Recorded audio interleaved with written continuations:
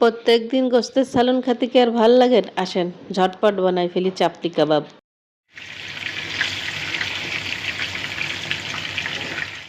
নাম যেহেতু বিফ চাপটি কাবাব মানে গরুর কাবাব, গরুর গোস্ত তো লাগবেই। এই যে নিলাম গরুর গোস্তের কিমা, তার সাথে দিলাম লবণ, দিলাম মরিচের গুঁড়া, দিলাম ধনিয়ার গুঁড়া, আরও দিলাম কাবাব মশলা, স্পেশাল মশলা। এই মশলাটা আমি কমেন্ট বক্সে লিখে দিব।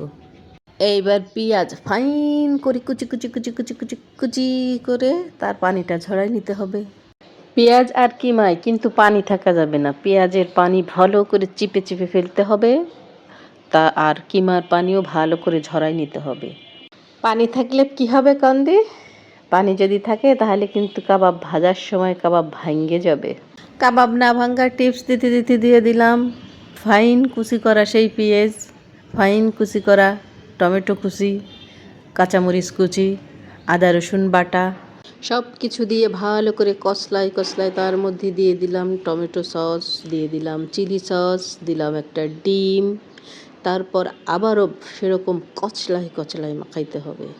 এইবার দিলাম 2 পিস লেবুর রস, দিলাম ধইনের পাতা, আবারও কচলায় কচলায় মাখাতে হবে। এই যে মাখানো শেষ, দিয়ে দিলাম একটু গোলমরিচের গুঁড়া, স্বাদ ব্যালেন্সের জন্য দিলাম একটু চিনি, আবারও সেই কসলা কসলি, শুধু কসলা কসলির উপরেই থাকতে হবে। এর মধ্যে আমি আরেকটা জিনিস দিয়েছি কিন্তু আপনাকে দেখাতে ভুলে গেছি মানে ভিডিও করতে ভুলে গেছি। সে যাই হোক, কি বলতেছি সেটা হচ্ছে 2টা ডিম ক্রাম্বেল করে দিছি।